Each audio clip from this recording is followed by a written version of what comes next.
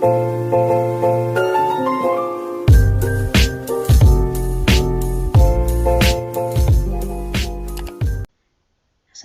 warahmatullahi wabarakatuh. Kembali lagi bersama saya yaitu Widya Astuti dengan NIM 219611132 dengan kelas A3 dari Fakultas Teknik Informatika Universitas Kristen Indonesia Toraja. Di sini saya akan menjelaskan tentang pengembangan sistem informasi sekolah berbasis web. Agenda presentasi saya yaitu ada pendahuluan, kajian pustaka, dan metode penelitian. Pendahuluannya, adapun latar belakang masalah. Sebagai solusi dari permasalahan informasi sekolah, maka dibutuhkan suatu sistem informasi sekolah yang mengintegrasikan keseluruhan proses-proses dalam sekolah dengan data yang terkait. Sistem ini diharapkan dapat mempermudah dan mempercepat proses pengumpulan data serta mendukung pelaksanaan belajar mengajar di sekolah.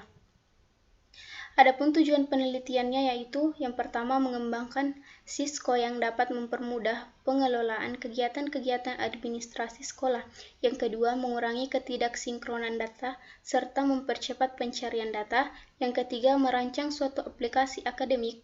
Ini menjadi suatu aplikasi yang multi-user yang berbasis web sehingga mempermudahkan user dalam mengaksesnya. Adapun manfaat penelitian bagi sekolah, yang pertama, mewujudkan konsep sistem informasi dalam aktivitas-aktivitas organisasi guna meningkatkan kualitas kerjanya dan sistem prosedur yang jelas. Yang kedua, penyimpanan data yang terstruktur sehingga mempermudahkan untuk membuat laporan sekolah. Yang ketiga, memudahkan pihak sekolah dalam memperoleh informasi yang dibutuhkan untuk pengambilan data akademik yang lebih tepat dan akurat. Kemudian, adapun manfaat penelitian bagi penulis. Yang pertama, menambah wawasan penulis tentang teknologi informasi, khususnya dalam membangun sistem informasi berbasis web. Yang kedua, dapat mengimplementasikan ilmu yang didapat dalam bangku kuliah. Adapun rumusan masalahnya, yang pertama, bagaimana merancang Sisko berbasis web yang dapat digunakan untuk mempermudah pengelolaan data sekolah. Yang kedua, bagaimana sebuah sistem dapat menunjang sebuah proses entry, query, dan update dalam akademik pada MI Nishomia Depok.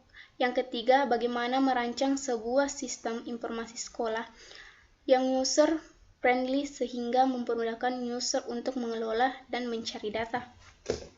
Adapun kajian pustakanya, yang pertama, pengembangan sistemnya bagaimana?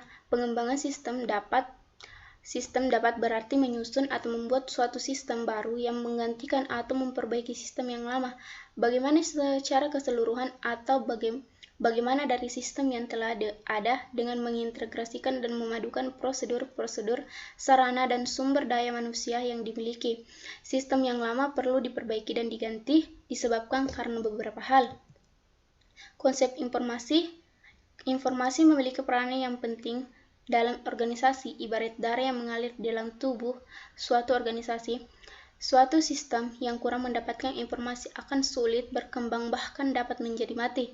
Informasi adalah data yang telah diklasifikasi atau diolah atau diinterpretasi untuk digunakan dalam proses pengambilan keputusan. Aplikasi berbasis web ada internet, nama domain atau URL, ada web browser, ada web server, dan ada web hosting. Bahasa pemrograman ada HTML, PHP, CSS, MySQL. Kemudian metode penelitian. Metode pengumpulan data ada observasi. Metode observasi dilakukan untuk mendapatkan gambaran yang jelas mengenai pelaksanaan sistem yang berjalan serta mencari dan mengumpulkan data yang dibutuhkan langsung dari sumbernya. Dan wawancara. Penulisan juga melakukan pertemuan dan wawancara kepada pihak yang nantinya akan berhubungan dengan sistem yang akan dikembangkan.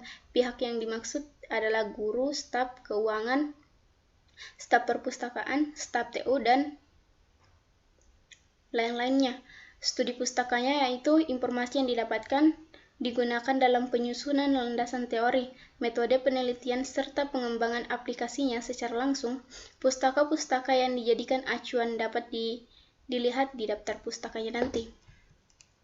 Kemudian metode pengembangan sistem menggunakan pengembangan sistem dengan model waterfall karena metode ini memiliki kelebihan antara lain. Yang pertama, model waterfall paling banyak digunakan oleh para pengembang sistem.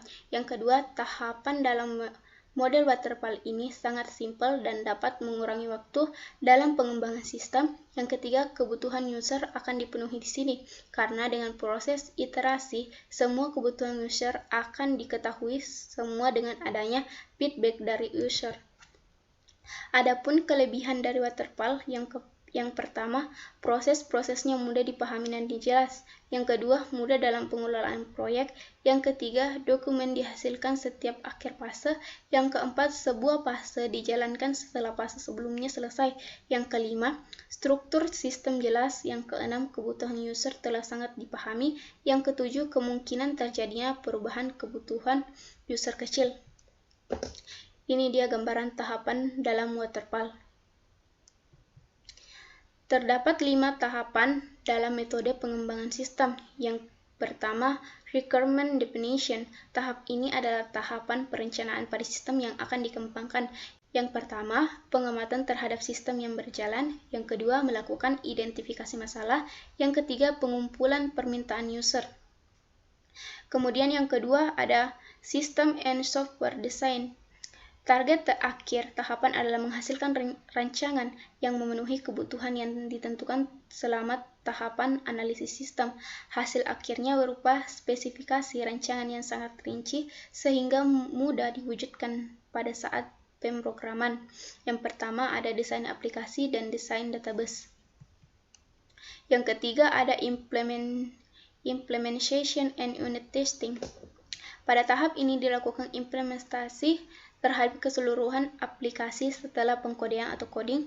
Pada setiap modul selesai dilakukan, penulis melakukan deployment terhadap aplikasi yang telah dikembangkan ke target server tertentu.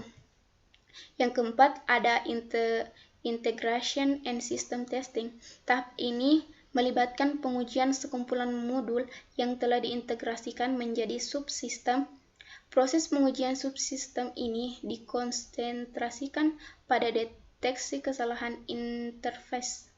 Proses pengujian subsistem dilakukan untuk mencari ketidaksesuaian interface modul dengan integrasi antar link-link dalam sistem. Kemudian yang terakhir ada operation and maintenance. Setelah masa sistem berjalan sepenuhnya, sistem memasuki tahap-tahapan pemeliharaan. Selama sistem beroperasi, pemeliharaan sistem tetap diperlukan karena beberapa alasan. Yang pertama, mungkin sistem masih menyisakan masalah-masalah yang tidak terdeteksi selama masa pengujian sistem. Yang kedua, pemeliharaan diperlukan karena perubahan bisnis atau lingkungan atau adanya permintaan kebutuhan baru oleh pemakai. Yang ketiga, pemeliharaan juga bisa dipicu karena sistem yang menjadi menurun sehingga barangkali perubahan-perubahan dalam penulis pemrograman. Sekian dan terima kasih. Itulah tadi presentasi dari saya. Assalamualaikum warahmatullahi wabarakatuh.